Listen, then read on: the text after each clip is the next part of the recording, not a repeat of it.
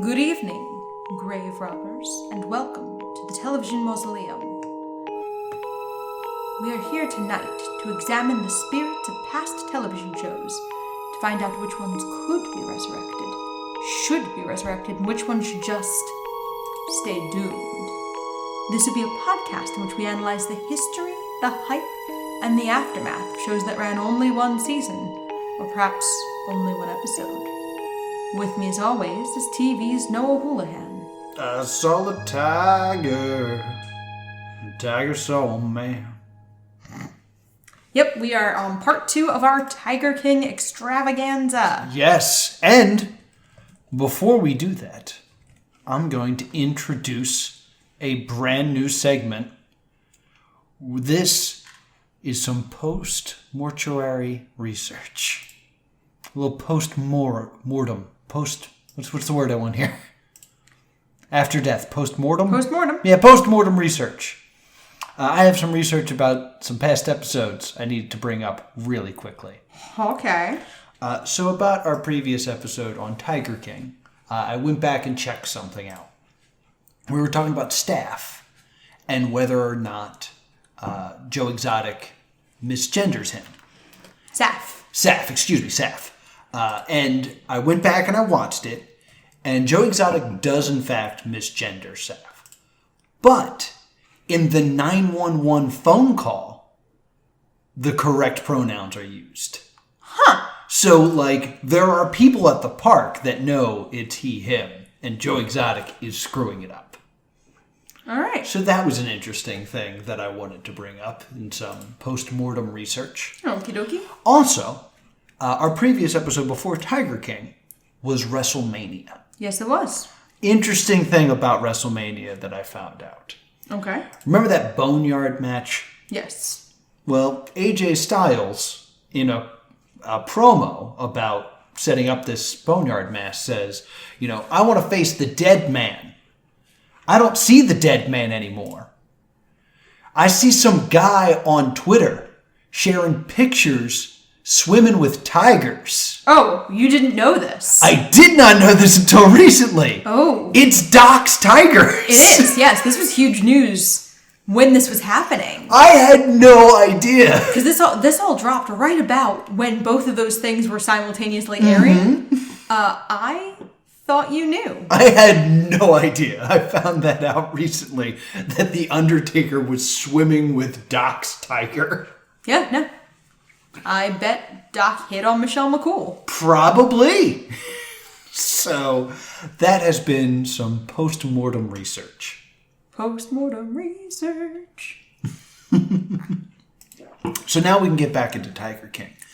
Did we ever really leave Tiger King? No, I've been so obsessed with just looking up. I have other things to bring up later that I wouldn't be surprised if it's stuff you already have, but we got tons to talk about here. So this next episode is bananas. Yes. This is when we meet James. James is a strip club owner. James is kind of like the mastermind. He's very important because he's later going to be an informant. Oh, yes. This is our jet ski friend. Yes. We are not there yet. I forgot his name. I apologize. And James invests money, a 5-figure amount, to open a pizza restaurant on the property. Yes. And they use the expired Walmart meat on the pizza. Just the thought of people watching this documentary and being like, oh no, I ate that pizza. I mean, theoretically, there's somebody who got food poisoning from that. Oh, absolutely. I mean, I remember I had a friend who worked as a health inspector, and he was inspecting a Little Caesars. Oh, no. And he said, what's the expiration date on the ham you're using? And the employee said, it's ham. It doesn't expire. It's ooh, that's scary to think about. So don't eat at Joe Exotic's. Well, it's not a or thing Little anymore. Caesars. So we see a little bit of his newfound interest in politics. Yes. We see a little bit of his 2016 presidential campaign, which John Oliver had picked up. Yeah, and I remember actually watching this episode of John Oliver with Joe Exotic in it. Because, like, when Tiger King came out, I was like, oh, he ran for president. Yeah. And he introduces himself, Joe Exotic, in a political ad, introduces himself through a John Mulaney bit. I am gay. I've had 2 boyfriends most of my life. I've had some kinky sex. I have tried drugs through the younger years of my life. I am broke as shit. I have a judgment against me from some bitch down there in Florida. I am homeless. I am gay. I have AIDS. I'm new in town. And I am new in town. Really? You're gonna end with I'm new in town? So it's I think when we watched it, I literally looked at you and went, this is... You went, I'm new in town. Yes. Because I couldn't not think of that. And he is running for president, and he just kind of falls into the same gimmicks, though. Like, yes. His big thing is he has condoms with his face on it. Joe passed out condoms with his face on them. Political condoms. Vote for me or you need this because you're screwed. Because if you don't vote for him, You're screwed. you're screwed. He never really has a platform. No. At least the documentary doesn't show anything. Other than, like... Pro-gun, pro-owning wildlife. Yeah, other than his interests. Pro-his lifestyle, essentially. Yeah, it would be amazing if he came out and he was just like, I have a great idea on how to fix the environment. Really, Joe Exotic? It's like, yeah, I got a great plan. We're going to cut down on ozone emissions and... Yeah, it's like, what is your international policy? Have you ever spoken to someone who has been to another country? And then we also see intercut with this Carol Baskin lobbying in Congress to get her, get the law passed about people owning and breeding big cats. And she kind of complains that the odds are stacked against her. Yes. Because the people like Doc Antle and Joe Exotic didn't go to Congress, but people like Doc Antle show up and bring the tigers with them. And Yes. then once the Congress people have played with the cute tigers, they no longer want to ban the ownership of them. Exactly. Like, look at my cute tiger. Of course, they're bringing cubs and not full-grown tigers. Be really funny just leading a grown tiger through Congress like on a leash. Picturing those videos where the dog doesn't want to walk anymore, so just lays down on the sidewalk like, no. No. Come on, Mishka, tiger. go to bed. No. But once again, the documentary is trying to create this parallel between, like, Joe Exotic's getting into politics and Carol Baskin's getting into politics. This is the one that looks like the most lopsided, because you have Joe Exotic, crazy person, trying to become president, and Carol trying to get a law passed like a lobbyist. Yeah, like, Carol is doing very, very normal things. Yeah. She is lobbying to get a law passed. That is something that lots and lots and lots of people do, whether through letter writing or visiting or what have you. But I'm going to spoiler for history. Joe Exotic loses the election. He doesn't get a chance to debate. It's really a crime. So he ends up running for governor, because why not? Yeah, in 2018, he runs for Oklahoma governor, and we also meet then his campaign manager, who is Josh, who is this, like, fairly nice, normal-seeming man. Yeah, and he basically was like, Joe Exotic ruined my life. Yes. And then there's interviews of him later, and he looks even worse. Like, like you kind of see the slope of this man's life. When we get into why he looks worse, it's completely understandable. Joe Exotic legitimately ruins this fellow's life. Yes. But he comes across very grounded and very intelligent compared to everyone else we've seen so far. He just kind of seems like, you know, okay, where else am I at my age? Because he's very young Yes. when this happened. Where else is he going to get experience managing an entire campaign? Yeah, I mean, now he's got, like, a resume that said, like, campaign manager for Joe Exotic. I don't know if that's a good thing to see. I mean, I guess at the time his thought was, I can say I managed a small gubernatorial campaign. Which one? We don't need to get into that. And it could be kind of like, hey, this is the best entry-level position I could get. Like, that's kind of how he justifies taking the job of, like, he wants to get into politics, and this is a way he can jump over the getting coffee and getting donuts part of politics. And play with tigers. And we see Joe get attacked by a tiger. So let's really break this down. Yes. Joe Exotic, and this is something that I need to ask because I don't remember this, but he's doing one of it. I believe he says, like, this is tape number 117. Yes. I'm Joe Exotic. And he's wearing a knee brace and he's on a crutch. Yes. Do we ever learn how that happened? No. It's kind of just like one of these things where it's like, oh, I guess he always had a knee brace and a crutch. Why wouldn't he? But he reminds me of Emperor Zurg from The Fifth Element. In the way he walks? Emperor Zurg. Zurg? Is that his name? I think you're thinking of, Buzz Lightyear's greatest enemy? Yes.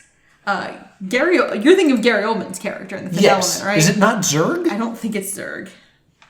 I am currently looking it up because it's going to bother me. Leave in the comments the name of Gary Oldman's character from Fifth Element. Oh my god, it's Zorg! Ah! You were shockingly close. Fifth Element is one of my favorite movies. But just, like, the way he limps is very much like Zorg. And just being like, you introduce some chaos. And now look at all these little things that has... He kind of sounds like it, now that I think about it. I'm going to have to play these clips back and forth. Hello, ladies and gentlemen, and welcome to video message number 113. Life, which you so nobly serve, comes from destruction, disorder, and chaos. Now take this empty glass. Here it is, peaceful, serene, boring. But if it is destroyed, look at all these little things. But, so then the tiger attacks him. I mean, it could be anything. You and I have both, on other occasions, had to wear a knee brace. That's true. So, like, it could be a very minor, like, he fell off his limo and twisted his knee during a campaign thing. Like... Yeah, it could be anything. He could have been showboating and done something stupid. Maybe. Yeah, like, and it wasn't interesting enough compared to all of this. It was probably something super mundane that's not interesting enough to include. Probably. Because I know, like... In comparison to all the other things. Yeah, like, a knee injury is fairly common.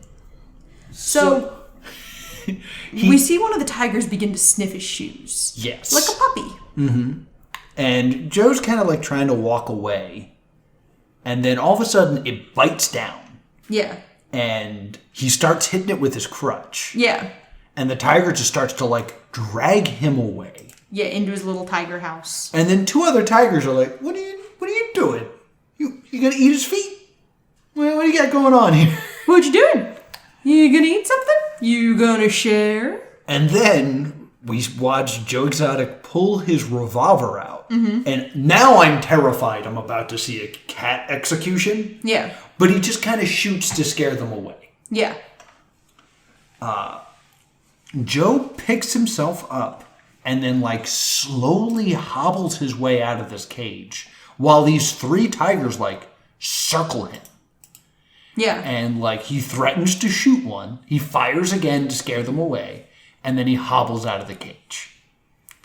Now, if you ask Joe Exotic what happened, he claims someone put cologne all over his shoes so that tigers would eat him. Mm-hmm. They are filming this whole thing, and he's furious that nobody attempts to help him. And, like, the way it is shot is terrifying to me. Yeah. Because, like, not only does this guy keep filming and, like, not help him, which I understand not jumping into a tiger pen, but the camera remains so steady that, like, he doesn't even seem affected that this has happened. Yeah, just like, well, This is my day. Like, he does, like, you don't hear anyone else yell for help. No. Like, it seemed like he was just like, now I'm going to shoot him getting eaten by tigers. That's just what this camera will pick up today. Yep. It feels very weird. They talked to Jeff Loeb about it, and he's very cavalier, like, why would I do that? Why would I put stuff on his shoes? And then they talked to Carol, who's like, you would use sardine oil. Yeah, who's like, it's one of the most allegedly damning things she says is like, if I were gonna, if somebody wanted to kill you, then they would put, like, sardine oil all over you. Something that the cat wants to eat, not something the cat wants to drool on. Because the perfume, that's all they want to do is just drool all over it. They're just like... and everyone's like, dude. Carol. Dude, maybe don't incriminate yourself like that. So we start to see Joe getting paranoid and Joe tail spinning mentally. There's one thing I want to talk about before we get into this. Okay. That I think we missed. And there is a time where Jeff and Joe are buddies. Yes. And there's this, they're like teaming up, and Joe puts up a $10,000 reward for anyone who has information on Carol Baskin killing her husband. Right. And she says something like, she doesn't even have to go to jail. You just need to have information. Right. And then Jeff is like, I'll put up another 10 grand. So they're offering 20 grand for information that might be true and might get Carol arrested. Yes. That's insanity. Yeah, because they both hate Carol because she is threatening to both of their livelihoods. Right. Like, Joe and Carol are the defining rivalry of the show. Mm-hmm. But Doc, Joe, all the rest of them don't like her either. Right. And now we're going to get to the, like, very, very dark part of the show. Mm-hmm. It gets a little less fun coming up. Yeah. So we see that John Great Value Batista has left Joe. Yes. He got into a relationship with someone else. With a woman. With a lady. The lady became pregnant. Mm-hmm. And John wanted to do what he considered the right thing with his family. Mm-hmm. And raise their child. So he leaves Joe. And that leaves his other husband, Travis Maldonado. Yes. And it is important to mention at this time that Joe, he has the Joe Exotic name, but he also goes by Joe Maldonado. Yeah, that's his real name. Yeah, well, that's Travis's name. He takes Travis's name in marriage. Right. And then we see something that, like, that's a huge ethical dilemma that I've been reading a lot of articles about whether they should have shown this. This, like, besides how horrible this is, like, there is a fascinating aspect to this. Because, one, by this point, you've seen Travis be a crazy person, like, for a while now. Yeah, Travis is reckless. But if you go back and look at the person he was when you were first introduced to him versus who he is in these last couple scenes, like, you can tell he's been through some shit. Yeah, and that, like, there's heavy drug issues. There's heavy drug issues. He's making these claims that he can't leave the park, and that's what he wants to do. Plus, apparently, he's straight, and he's been banging all the girls in the park. Yeah. But, like, they have all these shots of him being very reckless. And they have the shot of him saying, I'm going to have one last cigarette before I die. Which, that could just be editing. Who knows when he said that before what happens next happens. Warning, or I guess this could be our trigger warning here. Yeah, it's going to get very dark soon. We see the actual footage, and Joshua, the campaign manager, tells the story about Travis is playing with a gun. Yes. And claims that there is it's a technical reason. basically, I do know this. He has a gun and he points it at the campaign manager. And the campaign manager was like, Travis, we've been over this. Please do not point firearms at me. Which is a terrifying thing that, like, we've been over this is, like, not a good time. And I think he says it's a Luger. I think that's the gun he has. And there's no clip in it. So without clip, there's no bullets. However, when you load a gun, the bullets stay in the clip and one goes into the chamber. If you then remove the clip, one stays in the chamber. Okay. So Travis takes the gun and puts it to his head to prove that it won't go off, and it goes off. And we see Joshua. We see it. Like, we don't see it, but we see Joshua through the entire thing. The shot is unbelievable. He is seated, Travis is seated underneath the camera. Yeah. So you cannot see him. You only see Joshua watch it and react. Yes. Which, like, if this was fiction, a director couldn't have come up with something more perfect than this. Because it is so unsettling and, like, accomplishes everything that the viewer needs to learn. Yeah, and I'm so uncomfortable with this footage. It's so uncomfortable because it's like, I can't believe it exists. I can't believe it was being shown to me. Like, everything about this shot is unbelievable. And not in the fun Joe Exotic way. In the, like, this can't happen. Like, we see Josh flinch and then just sit there in shock. And then stare. For a while. And, like, it seems... you could say, like, oh, he doesn't do anything for a while, but he's in obvious shock. Yeah. Like, he could not figure... Like, you probably could have said anything to him and he'd been like, uh-huh. Yeah. And then, like, he snaps out of it and immediately, like, scrambles out of his chair after a couple seconds. Well, first he asked him if he's okay, because his brain, like, will not accept what just happened. Right. Because in an interview, he's like, Travis is a prankster. Yeah. And he's like, so I thought maybe it was a joke. And really, I hope this was a joke. Like, that was his brain being like, let's not accept this as reality yet. Yeah, denial. Yeah. So Travis unfortunately dies. Right. In the park. Yeah. Like. Almost immediately. Yeah. So, they have to have a funeral for him. And Joe Exotic does not take the death well. Right. He is extremely upset. He's mourning. And it is his husband. Yes. But he also performs at this funeral. Yes.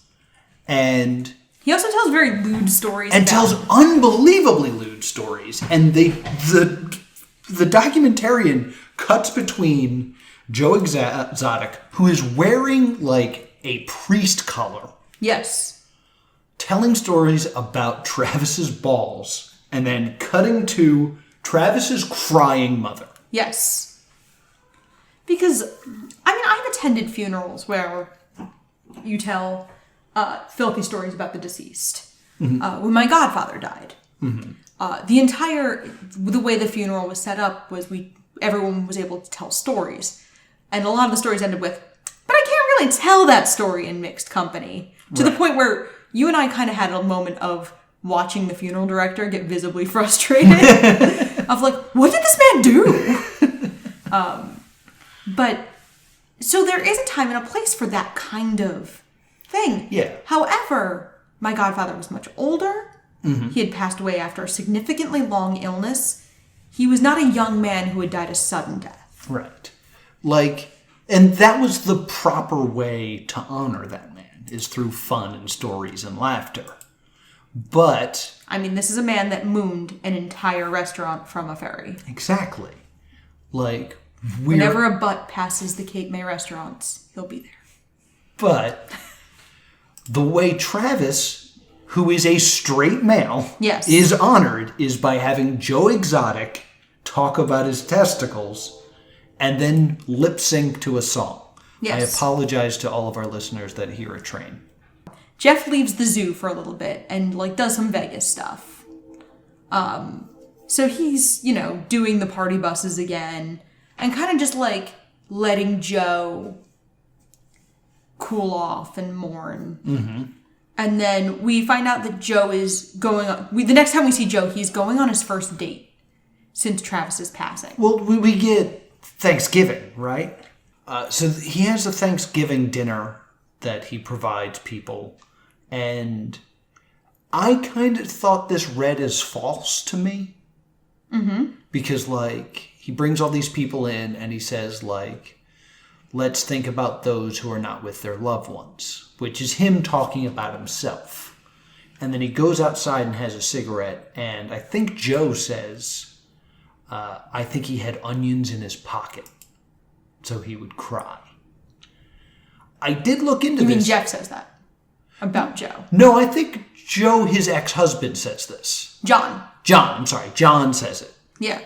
But apparently this was something he did every year. Like, he legitimately did a Thanksgiving for free. And Saf says, like, there were good moments in the park that we didn't really focus on. So, that was a surprise. So then, moving on. After Travis's death, he meets another man. Yes. Boy. Child. Yeah, so he's... the next time we see him after that, he's getting ready to go on his first date. And the documentarian does a good job here establishing the passage of time. Because we really think it's been a while. Well, I remember sitting, like, on the edge of my seat where he's like, yeah, I found another guy, and they're in, like, a limo. Yeah. And all this other stuff. And I'm like, I immediately don't buy in. I'm like, they're going to say how long this has been, and I don't think it's going to be enough time.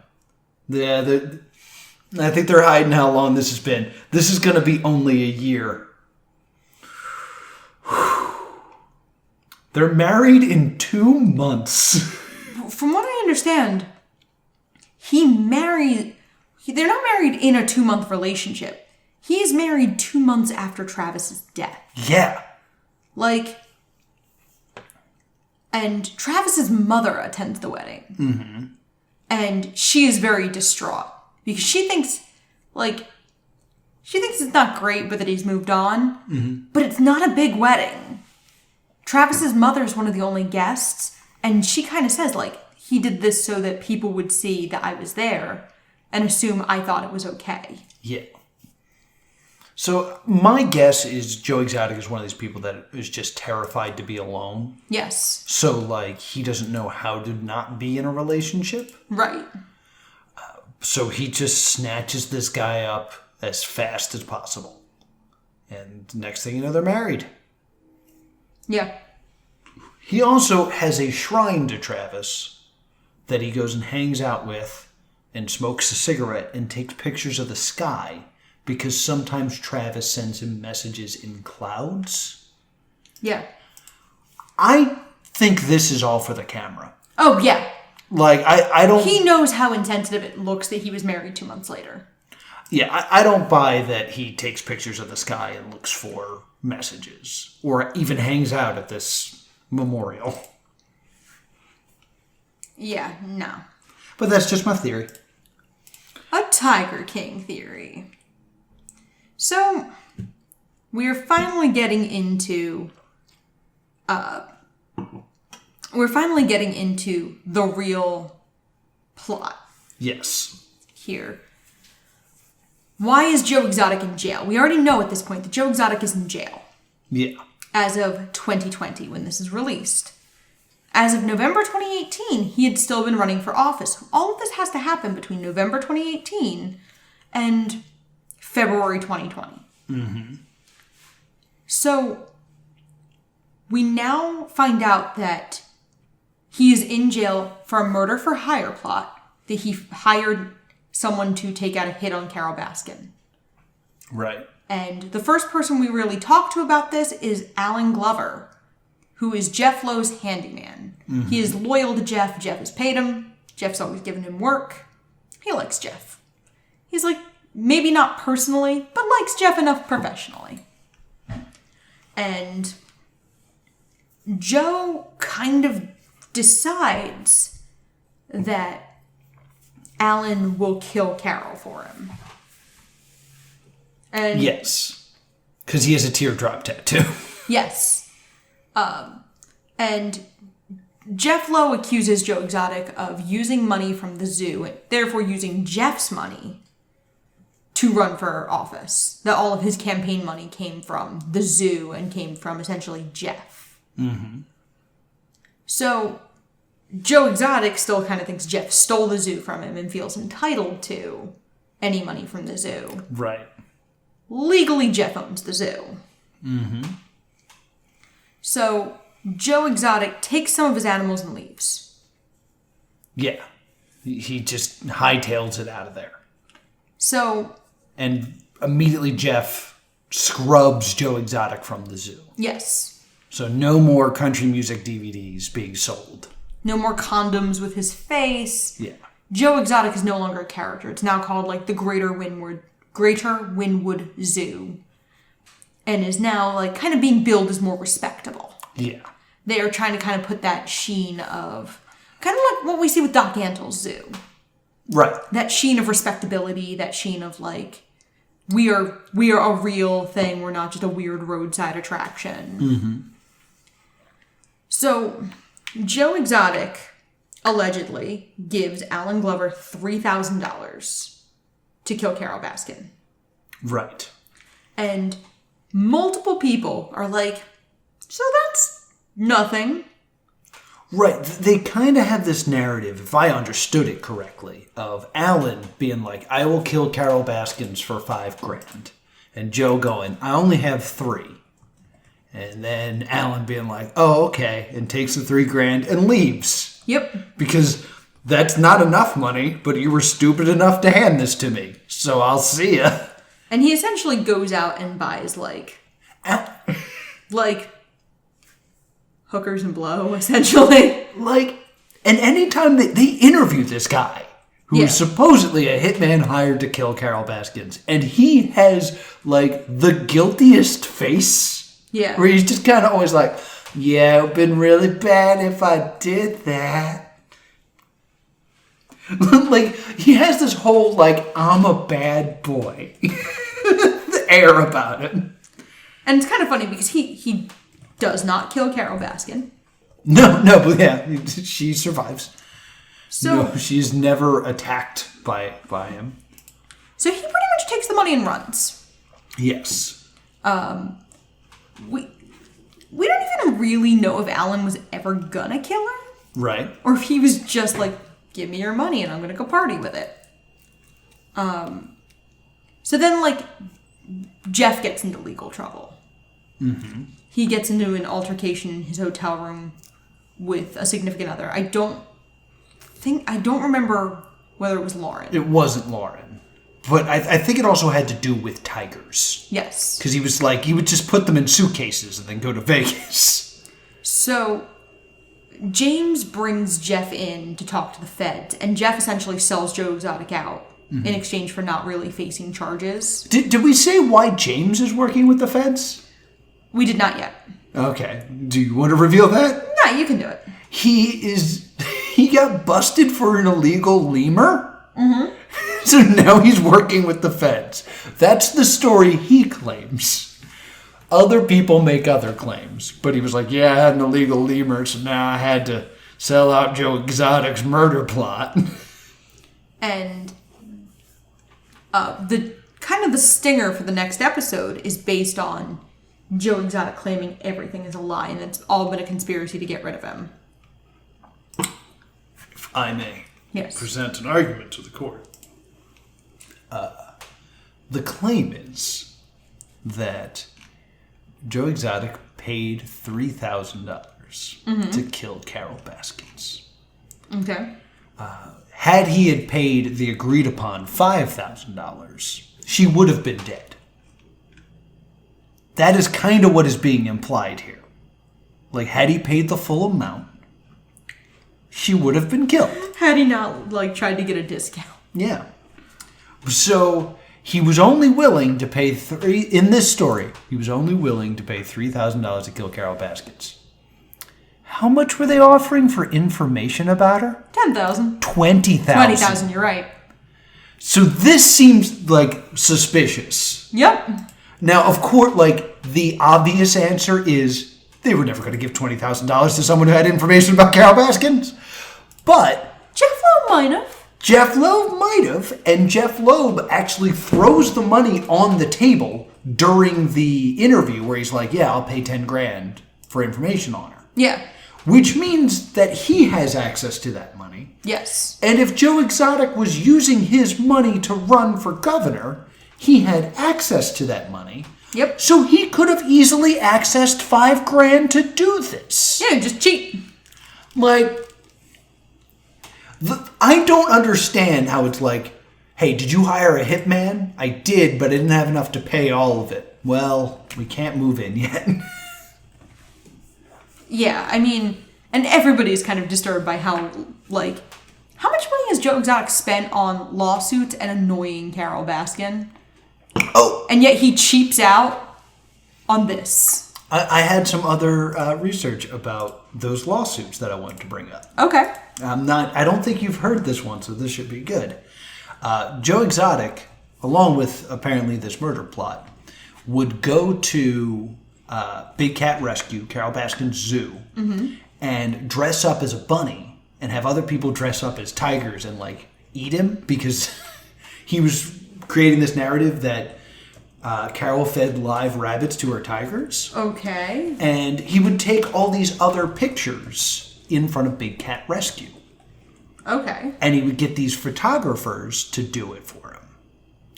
Carol Baskins then contacted the photographers and bought the rights to the pictures.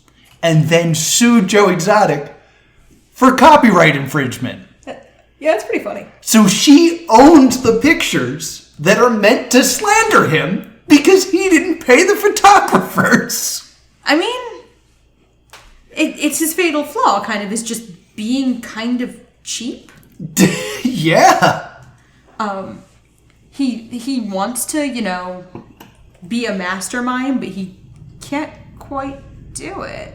No. Like, the one thing that, like, I kept, like, falling back on as one of my reasons why I think maybe Joe is innocent is I don't think he's smart enough to do a scheme. He doesn't seem like a schemer. Yeah, he's not.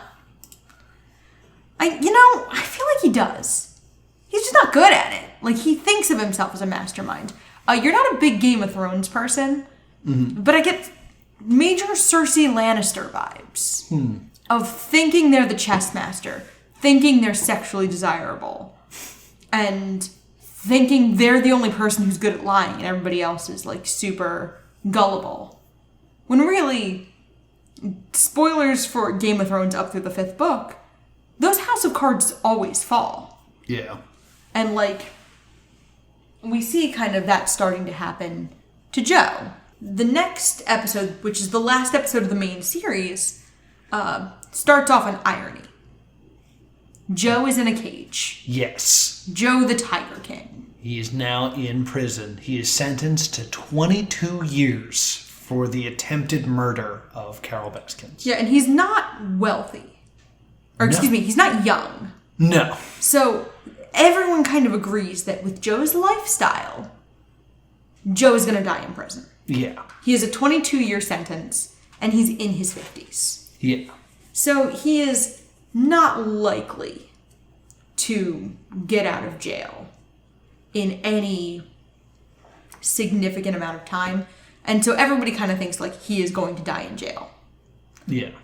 Jeff himself is also facing legal trouble for having wild animals without a license and lots of unregistered guns. Yes. So he gets almost nothing. He gets parole. Because he worked with the feds. Yeah, there's also a warrant for his arrest out in Vegas. Yeah, so he's just not going to go there. His court, well, he has a court date. He was later, like, arrested, but his court date has been pushed back due to COVID-19. Oh. So he hasn't had his day of court. He also finds out how much money was spent on those custom condoms and freaks out. Yeah. Yeah, like $75,000 on custom condoms. 75,000? Is that what you just said? Yes. 75000? Correct. Decimal point 00. How could he not have $5,000 to kill Carol Baskin? Like, he was willing to spend $70,000 more for condoms than killing this woman that's supposed to be his greatest adversary. Yep. There's something's fishy here. Something is fishy. It's that sardine oil. But I'm ching. So, Joe was trying to leave in the dead of night. He and his husband, this is before he's arrested, he and Dylan try to run away. Mm-hmm. So he takes one baby tiger with him. This is all he can really take. Mm-hmm. And he and his husband and the baby tiger run away together. And we spend a little more time with James. James is, as Jeff calls him, a human Chucky doll. James is a weird looking cat. Yeah. He has like a little Dutch boy haircut. Mm-hmm. He is very thickly built. Yes. And he's got a jet ski. And he's jet ski. Yeah, a lot of jet ski footage of him. And he, both of them talk about Joe's plan to kill Carol and how, like, Jeff kind of says, like, you can kill Carol on her bike trail because she goes bicycling a lot. Mm-hmm. She has her job, and they're like, you can get her to or from work. So they kind of have this, like, they've all been not abstractly discussing how to kill this woman. Like, yeah, legitimate plans. This is beyond, oh my god, I'm gonna kill her. This is, here is the exact time and place it would be best and how we would do it. Mm-hmm. So, Jeff brings up the Google Earth images of the biking trail, and Jeff openly admits to it on camera. He was like, yeah, I showed him where the biking trail was and stuff. Well, he basically says, like, I needed to get evidence that Joe was going to do it. So I kind of pressured him. Yeah, like, he kind of moves the pieces. Yeah, which is entrapment. Yeah. No, it's not entrapment. It's close to entrapment, though. Yeah, I mean, it's... he's manipulating Joe. Mm-hmm. But Joe ultimately does it himself. Yeah. So, nobody really knows what happened to Alan while he was gone with the money. Alan turns up at a South Carolina strip club. Yeah. He's like, was there a thing I was supposed to do? And legitimately doesn't remember. And then does his next interview in a bathtub. Yeah, I remember that. I mean, like, this is unnecessary. Yeah, and to the point where in the reunion episode, Jeff and Lauren Lowe literally say, like, we don't know why he did that. That was weird. Dude, why are you taking a bath? So, Jeff's main motivation is getting Joe out of the zoo. Because Joe has been embezzling money, and Joe has been a thorn in his side this whole time. Yes. So he wants Joe out. Mm-hmm. So, James, the Chucky doll, reaches out to Howard and Carol to try to get information, or try to convey that he has information about Joe that could lead to Joe's arrest. Right. And then Howard doesn't play the game, and Howard calls the cops. Yeah. And essentially, the FBI shows up and forces James into cooperation. Yes. Or he will lose his lemur. Or something. Something lemur illegal. So, yeah, they have a really interesting plan. Mm-hmm.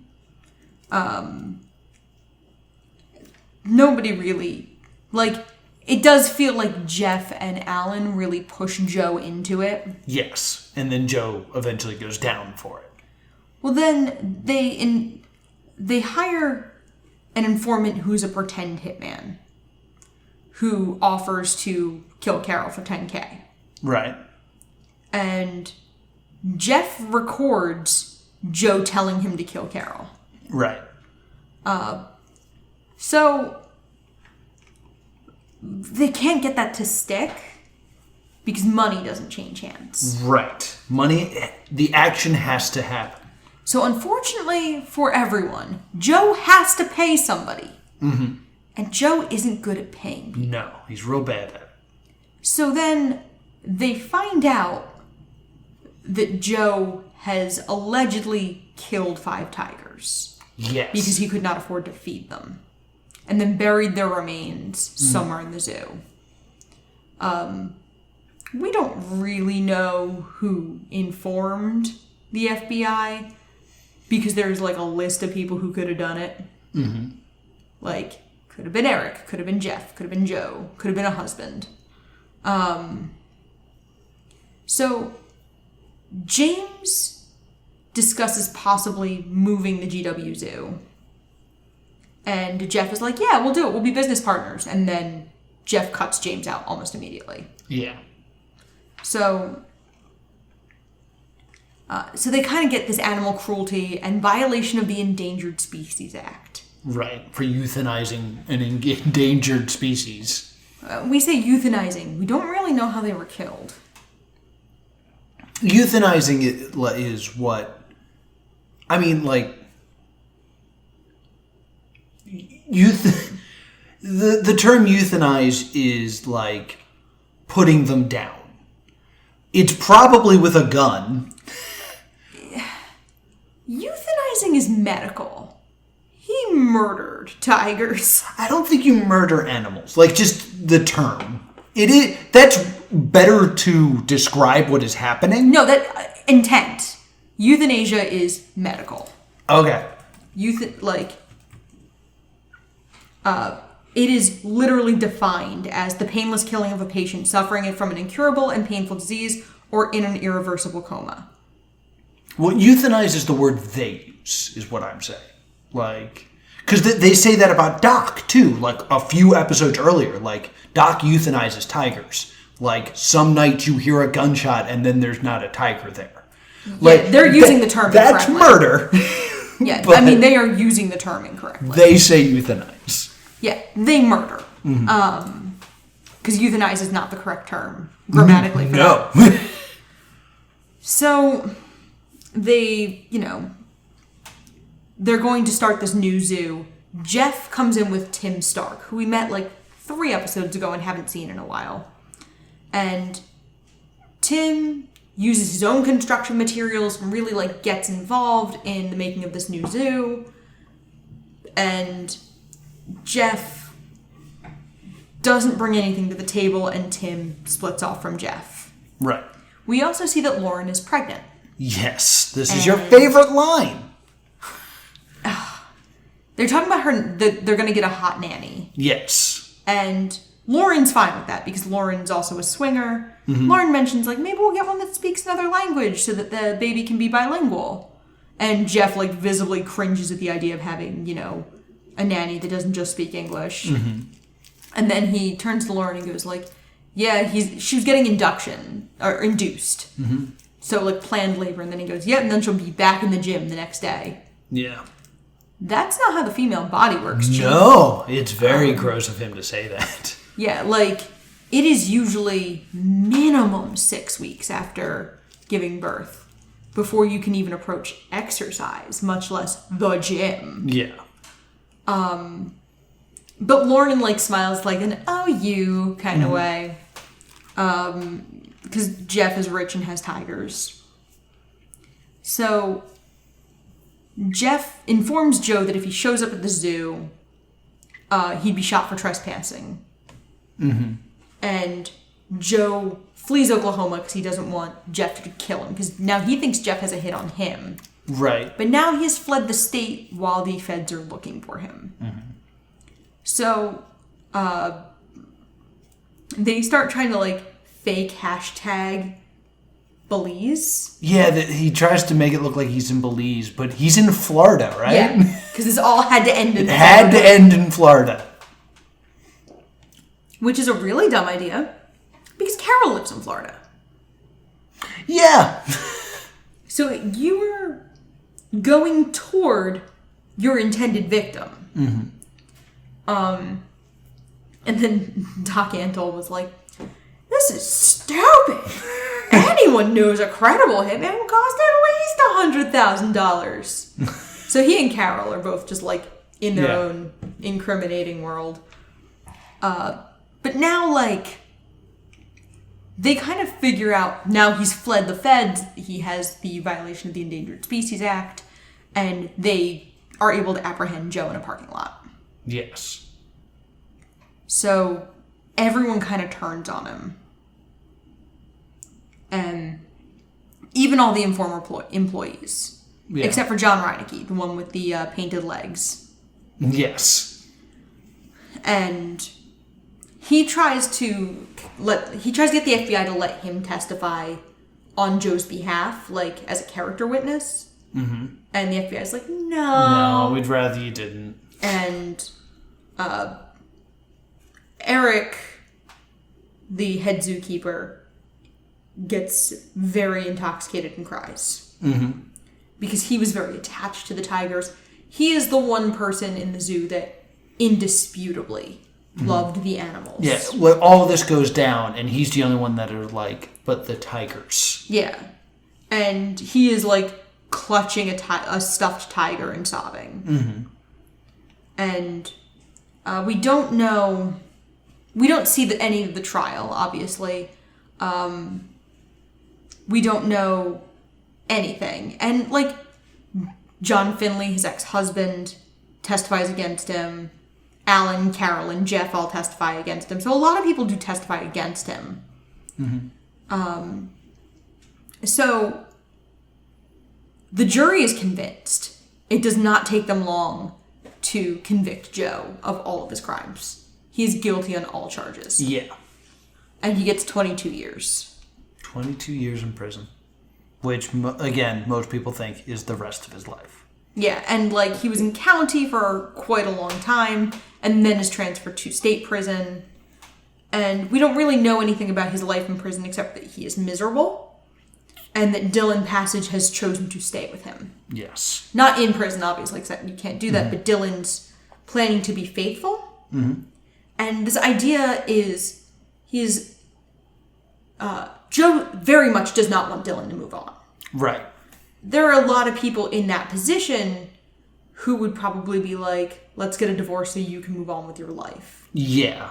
But Joe has no intention of letting anyone move on without him because he cannot have that on his ego. Right. So then... Well, let me ask you this, since, like, now he's in jail. Yeah. Do you think he did it? Do I think he killed the tigers? Do you think he killed the tigers, and do you think he put the hit out? Yeah. Yes to both? Yeah. I honestly don't think he put the hit out. I don't think... But I definitely think he's done enough wrong to deserve being in prison for 22 years. Like, I think he put the hit out. I think it's like when the Joker says something about he's like a dog with a car, he wouldn't know what to do when he caught it. Yeah. I think he's that with Carol Baskin. Like, I don't think he genuinely believed that Carol Baskin would ever actually get murdered. Mm-hmm. But, like, I think he really relished the idea of scaring her. Yeah, he did put cobras in her mailbox. Like, and if she happened to die? Yeah. So I think that was it. Like, I don't think he genuinely thought she was going to get murdered. Mm-hmm. So then Joe sends Dylan into a storage unit where he has boxes upon boxes of incriminating evidence on everyone else involved. Yeah. And, like, everyone else we've seen, essentially. Yeah, it is crazy that he's like, yeah, I have a storage unit that is off-site from the park that's just full of evidence. Yeah. That's why I'm thinking he's like Cersei Lannister. Yeah, maybe. Because this is actually kind of a smart move. Mm-hmm. And then he sends Dylan to PETA with it. Mm-hmm. So it's this, like, he is going scorched earth. Like, yeah. Joe Exotic's never going to get to own another tiger. Yeah, so no one's going to get to own another tiger. Mm-hmm. So, like, some of the allegations are that Doc Antle euthanizes cubs once they age out of the pet and play stage. Again, they use that term, euthanize. He has a crematorium on his property to get rid of the evidence. So there's incriminating evidence on everyone. And we find out in the postscript that the feds have raided Doc's compound. Mm-hmm. And Joe is suing God and everyone. Yeah. And Carol and Howard, again, this is how they do the imperfect victim. Because we see Carol and Howard celebrate Joe's incarceration with champagne and Howard serenading Carol with If Ever I Should Leave You from Camelot. And it's cringy and gross. And it's the kind of thing that, like, is probably very sweet if you're Howard or Carol. Mm-hmm. The serenade, but it's so gross to watch. Yeah. And, again, imperfect victims. They're kind of depicted as gloating. Yes. And being just like, ha ha ha, we got him. Mm-hmm. Even though, like, theoretically, they're probably very relieved.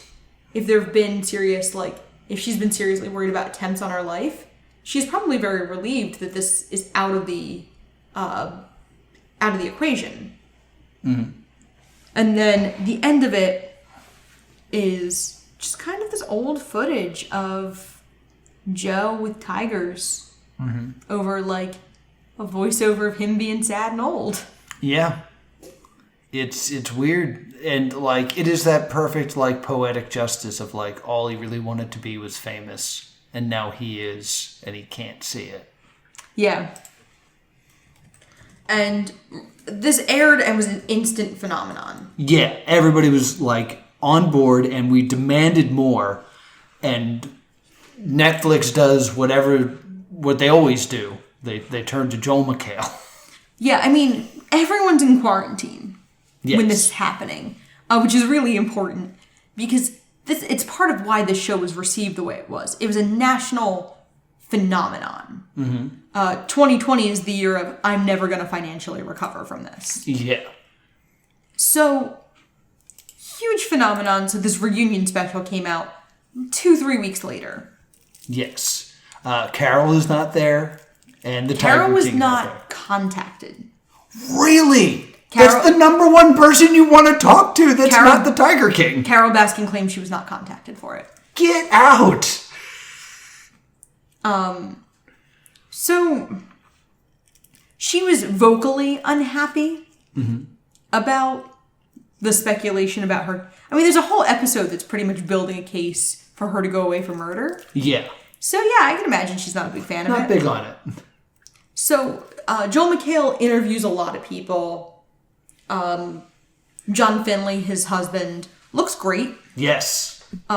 He has new teeth. He's grown a really wicked quarantine beard. And he talks about how he really changed his life when his daughter was born. Mm-hmm. He got rid of all the Joe Exotic tattoos. Yeah, we actually do see him prior to the reunion special. Get a cover-up. Covering up the tattoo. And he actually explains, like, a lot of people thought his tattoo looked like crap in the 7th episode. But he kind of says, like, no, it was not done. It was still mid. Gotta heal. And then Joel McHale's like, so why are you shirtless? And he goes, I spent a lot of money on my tattoos. I'm showing them off. Yeah.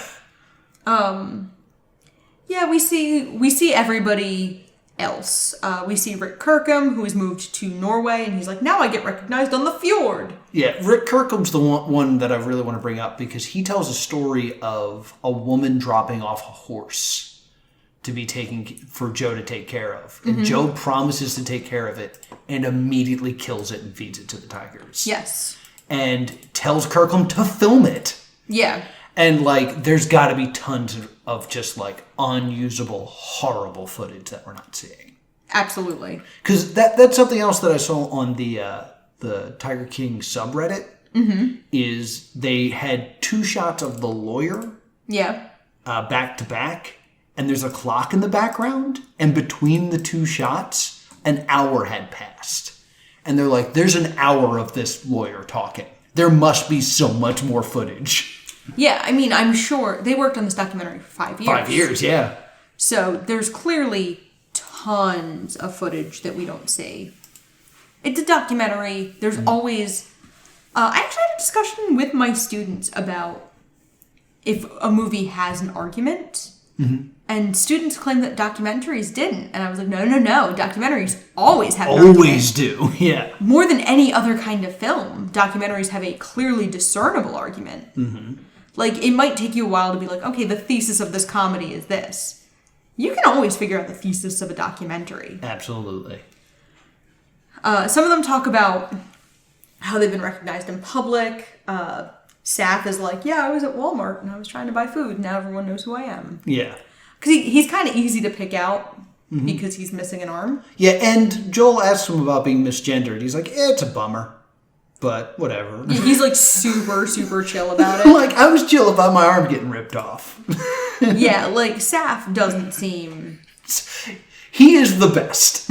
Yeah, like, Saf is... I just want to have a beer with him. Saf is, like, chill to the point of ridiculous. Saf would probably take you up on that. Yeah.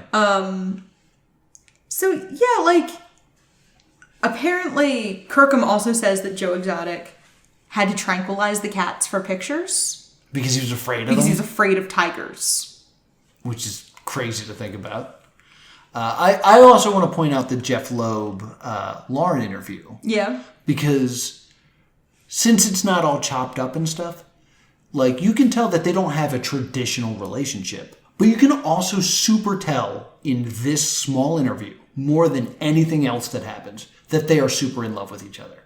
Yeah. Because Joel's like, kind of like busting their chops like, how's the new nanny? And Lauren says she's super hot. Yeah. And it's like, oh, okay, that's just their lifestyle. Like, they kind of try to make Jeff Loeb look like a monster, and he is. But, hey, these crazy kids are in love. Yeah, like, their relationship works for them. The campaign manager, Joshua, is one of the saddest stories. He is very traumatized still. He is using Tiger King's notoriety to crowdfund money for therapy and meds. Yeah. Because he hasn't been able to live a normal life because he's suffering from PTSD from watching Travis die. Yeah. And he says, like, for a year and a half after Travis's death, he was still working in that office. Yeah. And they hadn't, like, they never spackled over the bullet hole in the wall. Yeah, that line is so terrifying.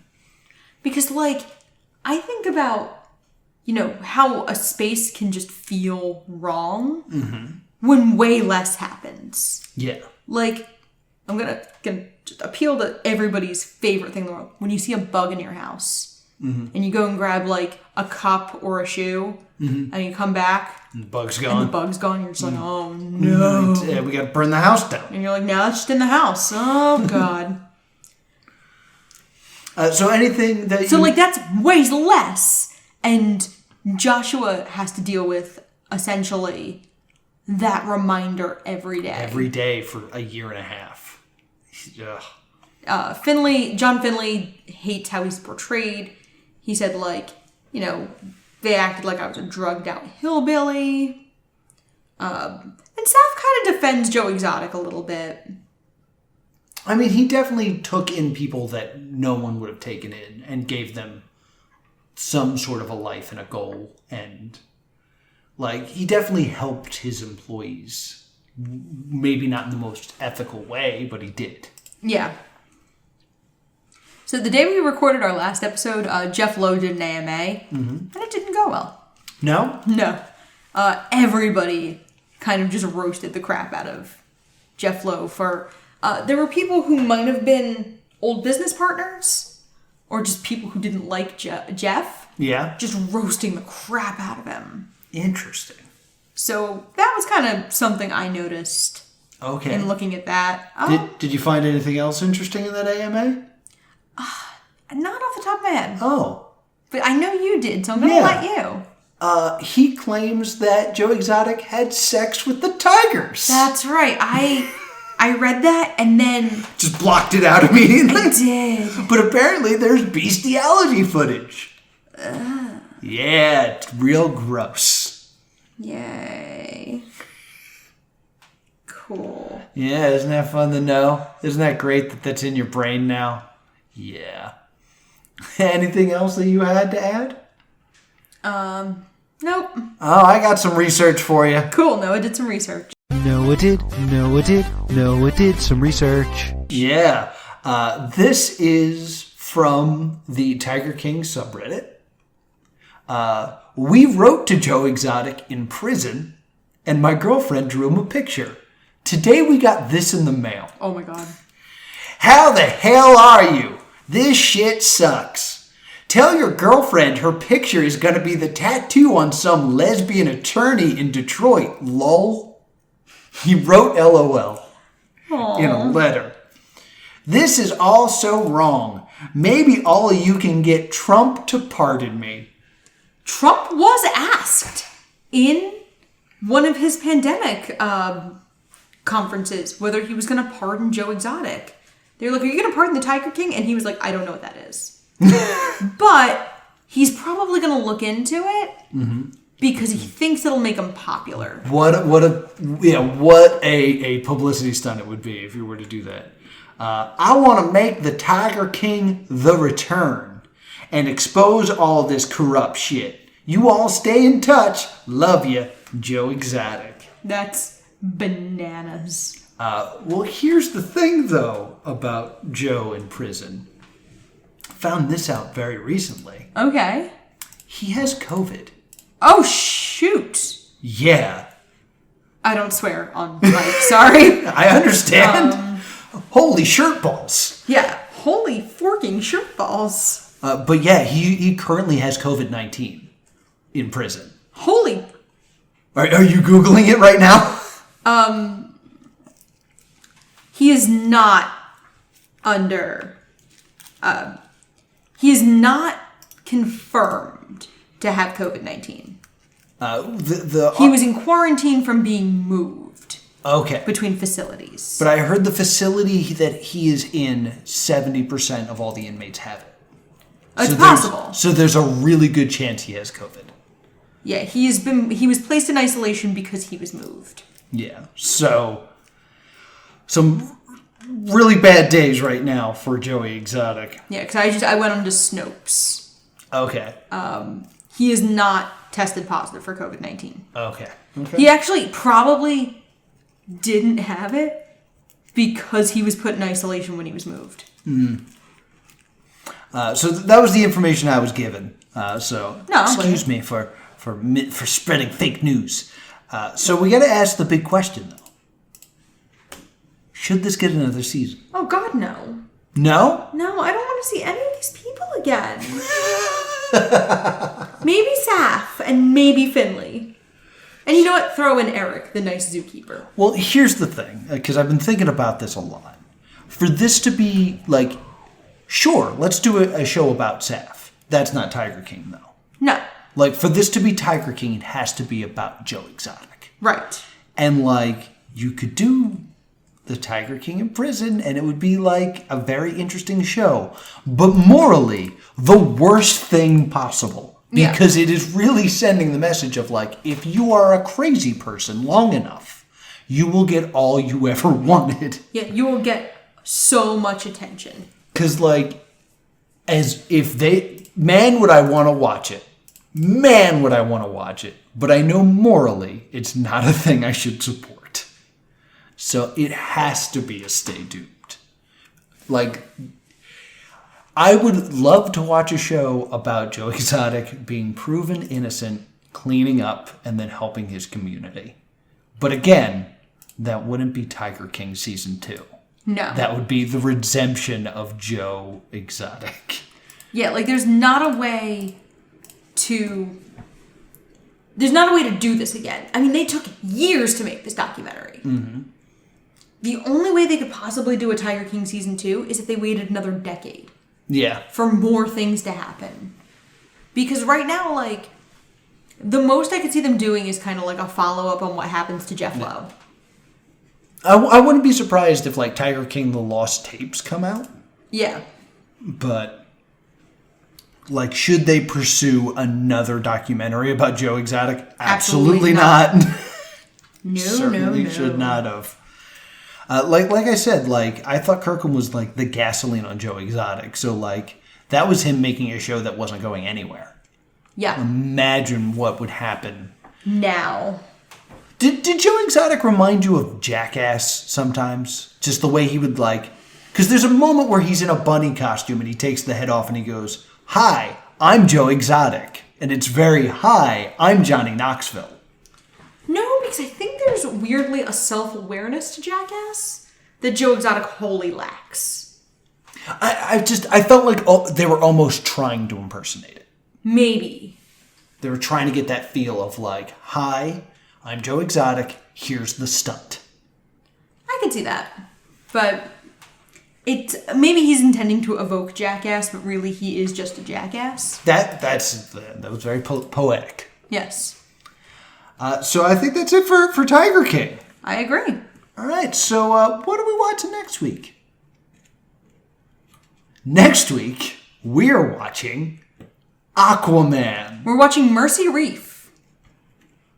I'm just going to call it Aquaman. Mercy Reef was a TV pilot in 2006.